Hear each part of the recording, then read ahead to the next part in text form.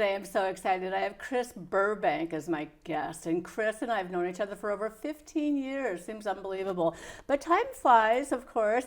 Kris is an amazing woman, and resilience is her strength. And she will tell you all about it. She's written books. She has a newsletter that she sends out once a month, and she is just a wealth of information and knowledge. So, Kris Burbank, thank you so much for being my guest today. Thank you. And let's just jump right in. Embracing another normal. You know, we always talk about what's normal. I know it's a setting on the washing machine or the dryer, right? But what in your mind are you thinking about another normal? So I come at another normal from the aspect of parenting. I am the parent of 3 adult kids.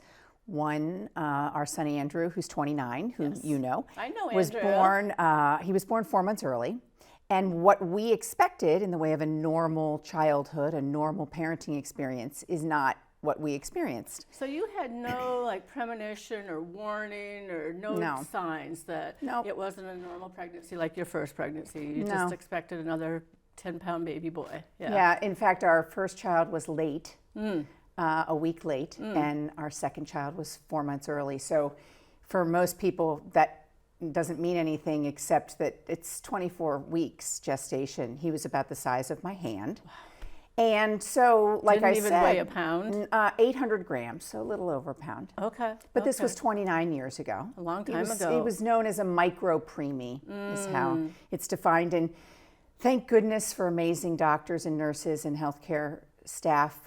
He was in the hospital for 13 weeks. He came home and they said, you just need to watch him. Some doctors gave us lots of hope. Some doctors gave us no hope. Oh my God. And he has had a remarkable 29 years. Well, you've been a remarkable parent. I'm sorry. Well, thank you. I have to jump in because really it's accepting the baby as a baby, who he is. But it's also embracing that. And I know that there's been moments, everybody has moments, even with the normal baby. My baby was colicky, and I thought that was rough. So I can't even imagine. Well, my son Andrew, our son Andrew uses a wheelchair. And I remember somebody saying one time, everybody has their wheelchair. Some you see, some you don't see.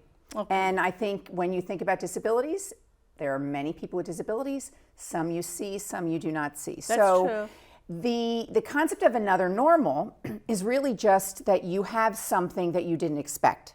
And what I love about resilience and the work that I've been doing with resilience is that we define resilience as the energy you need to deal with what you have instead of what you expected. So expectations need to be adjusted so that you can accept. And I remember talking to you one time, you talked about radical acceptance. You want to talk about that? Sure. Yeah. When I think about radical acceptance, I think about ambiguity. And one of the things that I think parents have a really hard time with is just accepting that we're not in control. We have influence, right? But these are human beings in and of themselves. I remember when our boys, we have 2 boys very close in age, when they were both young, I was always saying, oh, they're so different. And I was blaming that difference on our son Andrew's disabilities. And my mother said to me in like a moment of great wisdom, Kris, they're just 2 human beings. They're different.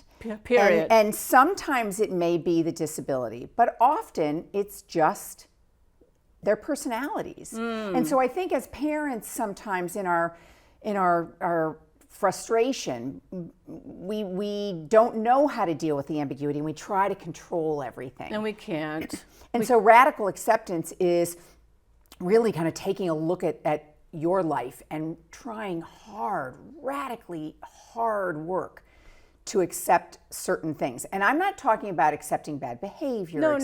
Right? No. But to accept maybe even things in yourself, so that you can be better for yourself and for other people in your life. And again, that's why I love this concept of resilience, which I think I mentioned before I hated for most of my life, because it's about managing your energy. It's just sort of this radically different way of looking at resilience. I think a lot of people, what I've learned through the work that I've done with my co-author, Dr. Linda Hoops. She studied resilience for decades. And she was a psychologist, right? Yes. And studied organizational, industrial psychology. Yes. So how do we, in a job setting, maybe in a university, in a nonprofit, how do we promote resilience, right? Organizations need it. Well, we want people to be problem solvers, and I think it's critical thinking skills, right? And thinking about, well, what if and how can, right? How can I do this? And sometimes we make it harder than it needs to be. Of course. And I think that starts when I said I hated resilience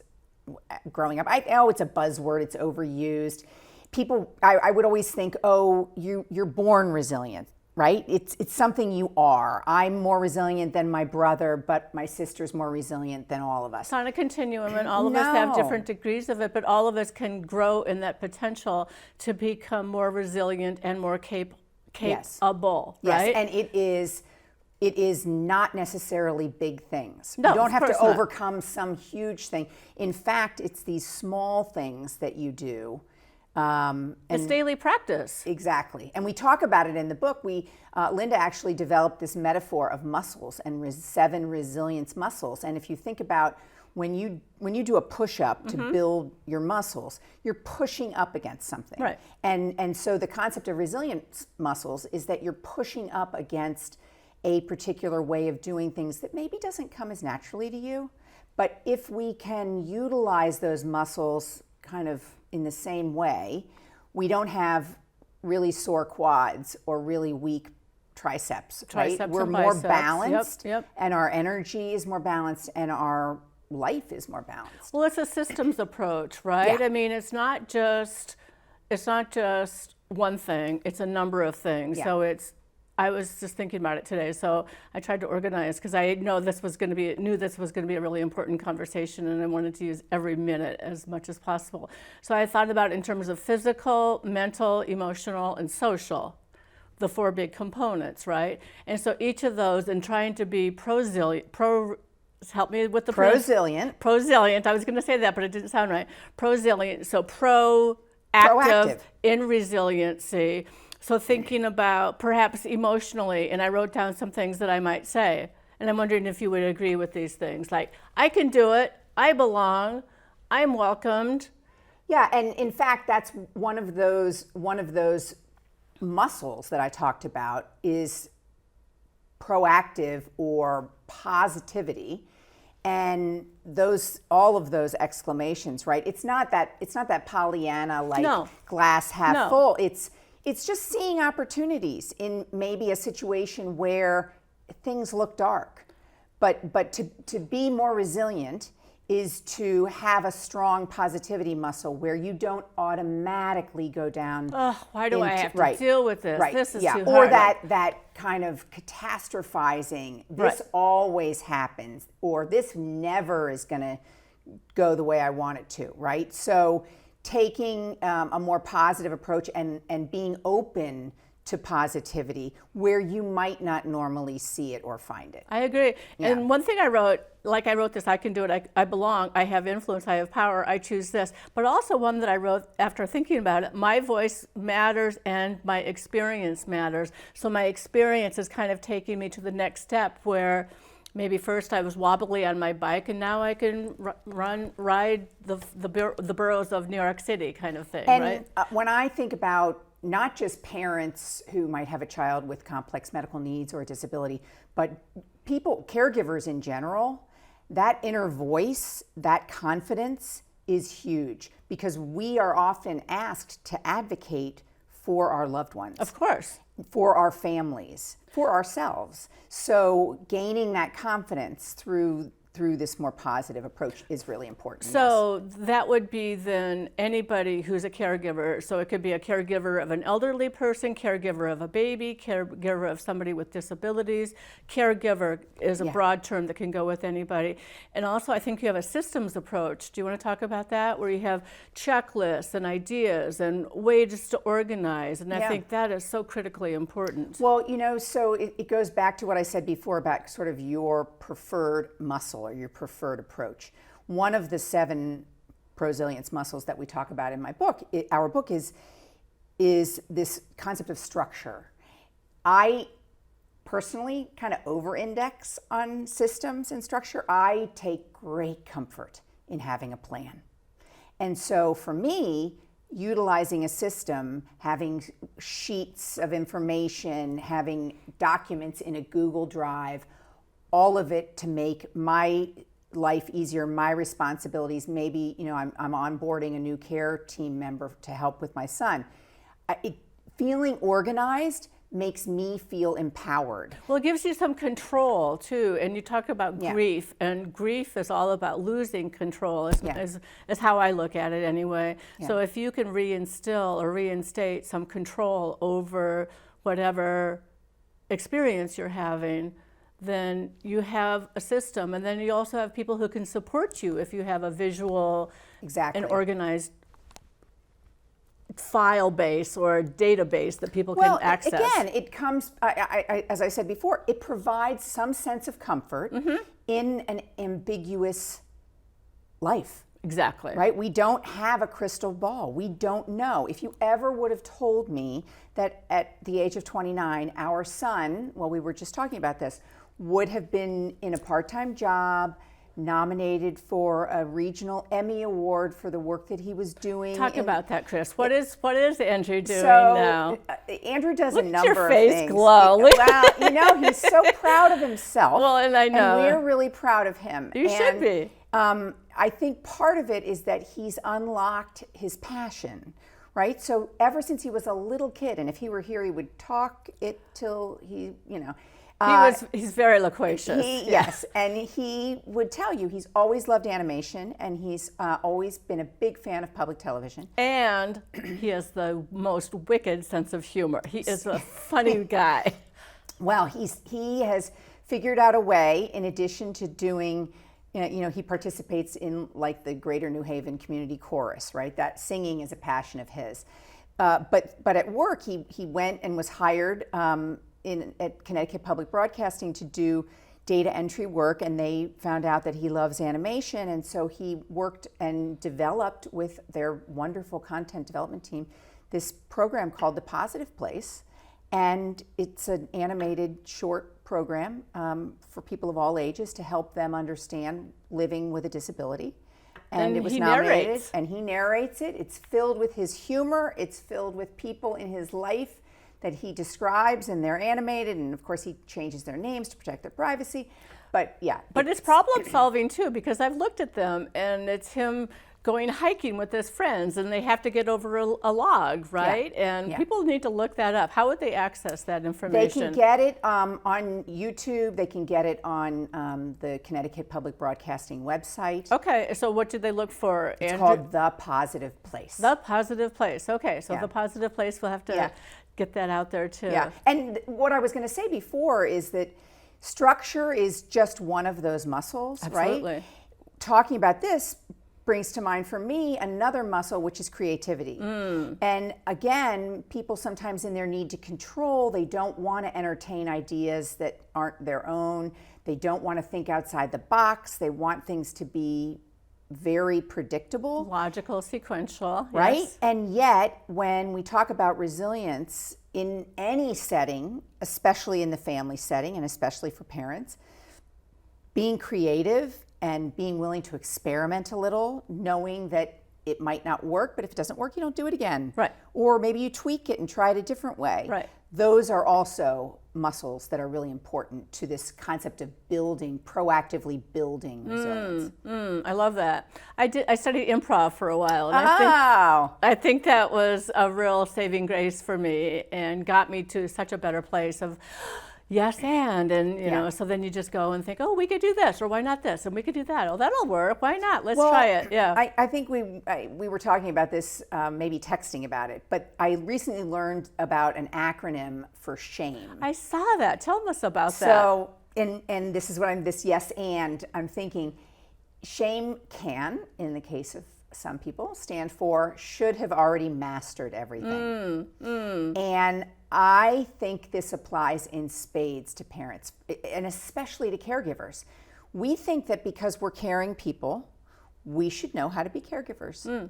And nobody ever teaches us that. Right. Maybe if we're lucky, we have an experience as a young person so that by the time we're a little older and we inherit some responsibility. But we don't. We don't learn. And sometimes we learn like the tactics, right? Oh, here's how you care. Here's maybe something that you do in terms of personal care or in feeding somebody. But we don't learn about the mindset. We don't learn about, like I said, these muscles and how to conserve your energy and maintain it. Because we all know there's always something coming down the pike that we haven't expected. So this notion of should have already mastered everything, not true. No, never. I mean, that's never going to happen. And don't expect yourself to have mastered all of those things. I mean, if you think about what we did with the book was we looked at 6 common challenges that families and parents of kids with disabilities and complex medical issues deal with. And when I try to apply that should have already mastered to those challenges, it's like there's just no way. It's everything from managing school and managing a future that you don't really know about or can't predict. People trying to plan financially. Maybe there are things happening politically where you're concerned about the loss of government supports, right? There's all that. There's working as a team and keeping your partnership with a spouse or a partner, fully functioning so that you can both contribute and raise these kids together. And then there's the initial stuff of like just adjusting to the news and figuring out how you want to talk about it and balance your own needs with the needs of this other person in the family. And integrating him into the family and having the siblings be not caregivers, but you are caregivers because it's a family, so it's always about... Well, certainly helping the siblings adjust to another normal. Exactly. Right? And these are not things that anybody should have already mastered. No, how would you, and there are not very many books about this sort of thing, so... So actually, somebody said to me, why did you write this book? And I said... Did they read it? Well... it was more of a why now did you choose to do this? Well, you want to pass the baton. Project? Oh, well, you answer the question. I wanted to pass the baton, but even more than that, I found myself, we're talking about our son, he's been able to move out, live in a community with other people with disabilities in his own apartment, have a job, right? I found myself in a situation as somebody who in a prior career had done writing, had done work to market things. I felt like there were stories to be told. There are stories just like to be told. You feel there are stories to be told, right? Absolutely. And I had access to all these stories. During COVID, we were all home in our house. Right. And thankfully, everybody was healthy. But it was hard. It was hard for everyone. Of course. And there was a day shortly before our son's birthday, and I came down, and Andrew is a very positive person, right? This is the guy with the TV show that's called The Positive Place. He was so sad. And so we decided that day we were going to make a list of all the people in his life, and you were on it, that he would not have met if he didn't have his disabilities. And the list was incredible. Wow. It was families, it was helpers, it was other people with disabilities. It was just this amazing list. And so I realized we've been so lucky, so fortunate, so blessed, whatever word you want to use.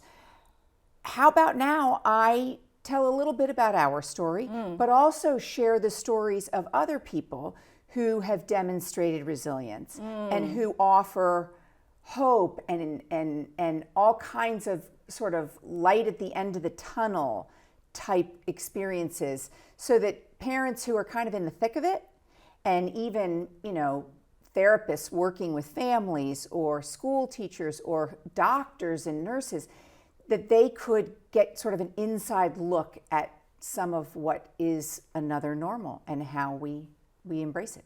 Well, and it's a fabulous book, and that's a fabulous description, so thank you for that. And you gave me my copy, my autographed copy, which I treasure. I have it at home. I didn't bring it in, but I was so thrilled with it. I bought 6 copies of it to give away so that people could hear the story, hear your story, so that they would maybe have a slightly easier journey down this path that we all walk down. So well, thank you. I enjoyed I should probably buy writing the 6 book. more. No, I enjoyed. Well, one of the things that happened to me recently, I've been working with a large corporation to launch an employee resource group for caregivers.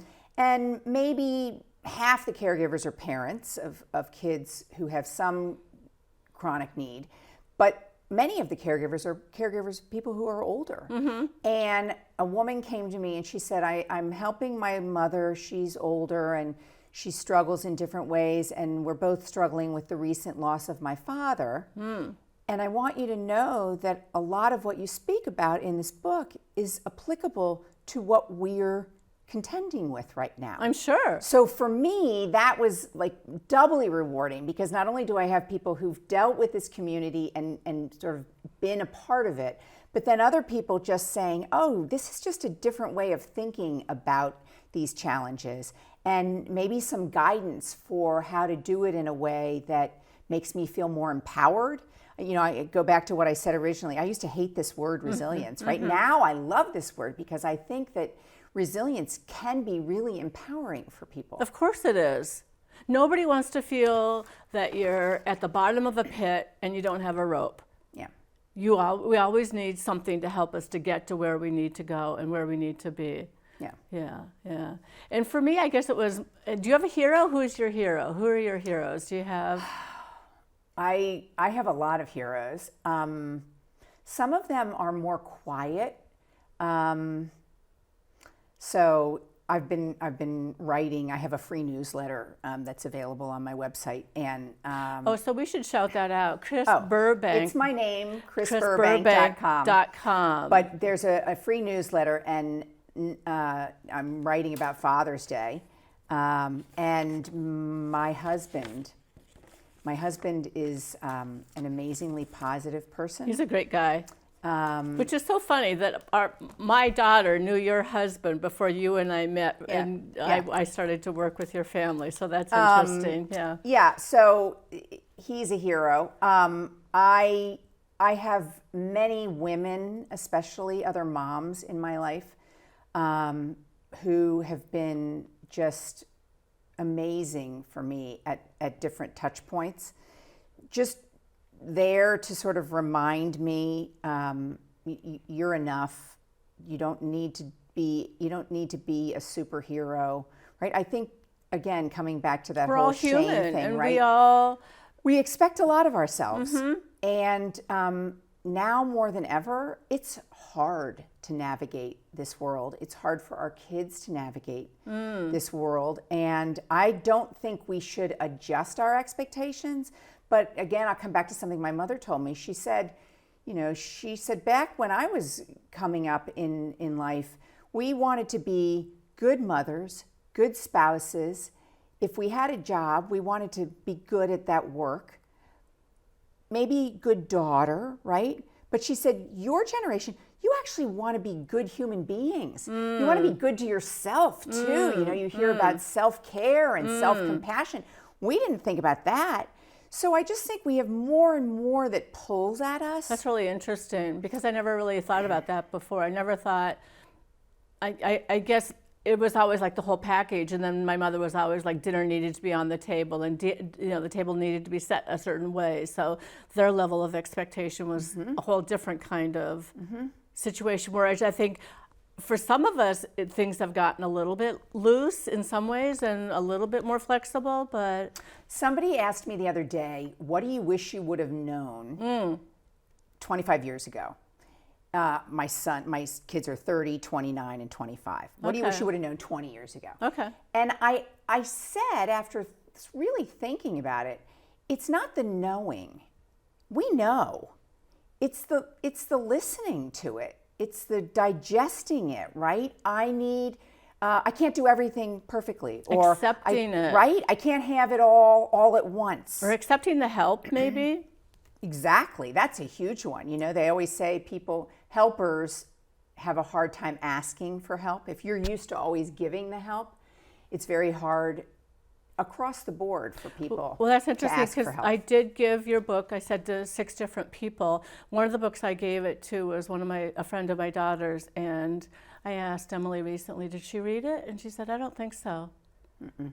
And that's kind of too bad, I think. And Well, you know, yeah, talk to me about that. So I work with people. I do talks to groups, lots of free things, but I also do one-on-one Of course. coaching.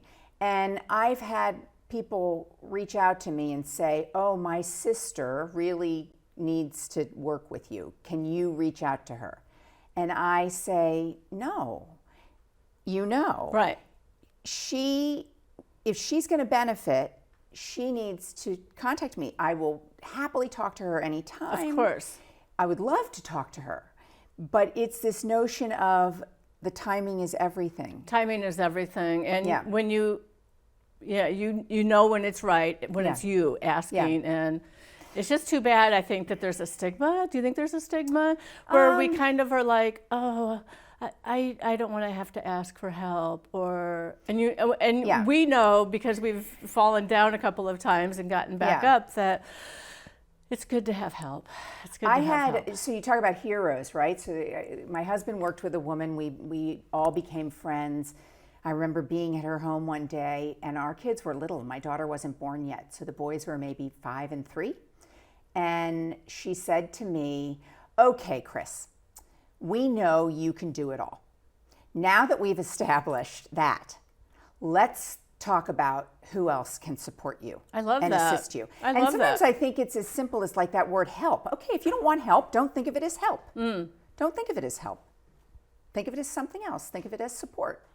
Think of it as support for your child or for your family. It's not necessarily for you. We know you could do it all.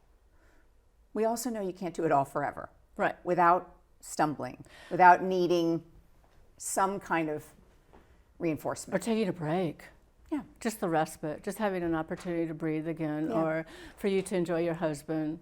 Well, it's one of the things I love about working one-on-one with people. And even actually, I put this in the book. At the end of every chapter, there are 5 or 6 questions to ask yourself. And one of them is things like, what do I do for fun? What makes me happy? I think sometimes we get so absorbed in what's required of me, what my responsibilities are, what I can't stop doing that, because if I stop doing that, then the household won't run, or the family won't run, or the company won't run the way it's. But what makes us tick? We talk about energy, right? What gives us energy? What depletes us? How do we fill that hole back in? It's hard work. It is very hard work. It is very hard work.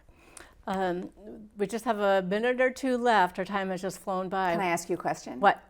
When you think about resilience from your perspective, what do you think is most valuable to like a parent, any parent, who is sort of questioning the role that resilience plays in their lives? Say the question again. I have to think about this. When you think about where you've come from and Right. what you've seen Right. as the parent of grown children, what do you think the power of resilience is, and sort of an attitude towards resilience, a positive attitude? Children come to, like they're born with legs and they're born with their own ideas, right? So they come to their place on their own time and in their own way. And the floundering is just part of it. And we have to accept that and allow it and encourage it and let them, and always continue to support them as much as possible. Yeah. And always be the sounding board and understanding that we're there for them regardless, right? We always we want for them to be who they can be. Not like a computer scientist. I mean, that would not be one of my children. That would be, so being who they can be and developing themselves. It's that concept of letting go. Letting go of them so they can make a mistake, letting go of our expectations of what they might be. See, it all comes full circle. Another normal, right? If I thought normal for my son was a dentist, no, maybe normal for my son is a school teacher, or normal for my son is a, gardener, or, a lawyer. I don't know, but it's different from what I thought. Of and course. letting go of that and kind of getting out of their way a little bit. I think so. And letting us be who we can be, because we're not meant to hover either. No.